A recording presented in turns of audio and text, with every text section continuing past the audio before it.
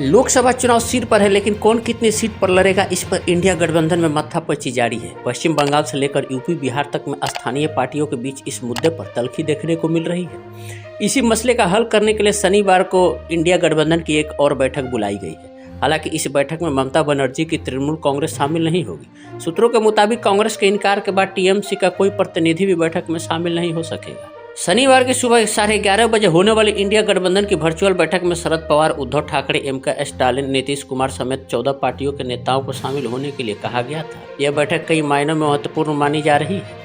बताया जा रहा है कि इस बैठक में सीट बंटवारे के साथ ही गठबंधन का संयोजक बनाने पर भी चर्चा होनी है और नीतीश कुमार के नाम पर पार्टियां मुहर लगा सकती है। लेकिन अब इसमें ममता बनर्जी के शामिल नहीं होने पर पेच फांसता दिख रहा है। तृणमूल कांग्रेस के सूत्रों ने बैठक में शामिल नहीं होने की वजह बताई है। सूत्रों ने कहा कि पार्टी गठबंधन के लिए प्रतिबद्ध है, लेकिन शनिवार को ममता बनर्जी दूसरे कार्यों में व्यस्त है और गठबंधन की इस बैठक की सूचना बहुत ही शॉर्ट नोटिस पर दी गई है, जिसके चलते ममता पहले से तय अपना कार्यक्रम में बदलाव नहीं कर सकती है। टीएमसी सूत्रों का कहना है कि कांग्रेस ने इस बैठक में पार्टी के प्रतिनिधि को शामिल होने की अनुमति नहीं दी है, इसलिए ममता बनर्जी के अलावा पार्टी का कोई अन्य प्रतिनिधि भी इस बैठक में शामिल नहीं हो सकेगा।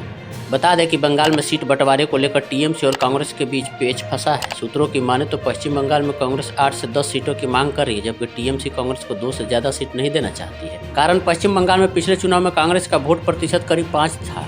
सिर्फ 2 ही सीटें ऐसी थी जहां कांग्रेस ने 30% वोट हासिल किया था और टीएमसी इन्हीं 2 सीटों को कांग्रेस को देना चाहती है। वहीं अब टीएमसी की नजर असम पर भी है। सूत्रों की माने तो टीएमसी असम की 14 में से 4 सीट चाहती है, जबकि कांग्रेस असम में अकेले चुनाव लड़ना चाहती है। वहीं टीएमसी ने कांग्रेस के साथ सीट शेयरिंग पर चर्चा के लिए अपने प्रतिनिधि भेजने और किसी भी तरह से बातचीत से इनकार कर दिया। बता दें कि विपक्षी Indian national development inclusive alliance यानी इंडिया गठबंधन की पहले भी कई बैठकें हो चुकी है। पहली मीटिंग बिहार के पटना में 23 जून को हुई थी। वहीं दूसरी मीटिंग बेंगलुरु में 17 और 18 जुलाई को हुई थी। तीसरी बैठक मुंबई में 31 और 1 सितंबर को हुई थी।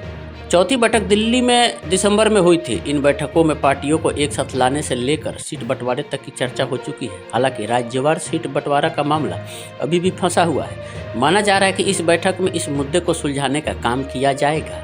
आपको बता दें कि 2024 के लोकसभा चुनाव में भाजपा से मुकाबला करने और उसे हराने के लिए इंडिया ब्लॉक के बैनर तले कम से कम 28 विपक्षी दल एक साथ आए हैं। हालांकि कई मुद्दे हैं जिसका समाधान होना बाकी है। गठबंधन में एक संयोजक की नियुक्ति होना भी शामिल है। सीटों पर दावों और प्रतिदावों के कारण विपक्षी गुट के सदस्यों के साथ सीट बंटवारों की बातचीत भी अब तक सार्थक नहीं रही। सूत्रों ने कहा है कि विभिन्न दलों के नेता इस मतभेदों को दूर करने और गुट को और मजबूत करने के लिए बैठक करेंगे। बता दें कि विपक्षी Indian national development inclusive alliance यानी इंडिया गठबंधन की पहले भी कई बैठकें हो चुकी है, लेकिन उसमें भी कोई नतीजा निकलकर सामने नहीं आया। अब देखना है कि आज की बैठक में क्या नतीजा सामने निकल कर आ रहा है। क्या सीटों पर कोई बात बनती है या संयोजक का अनाउंसमेंट होता है।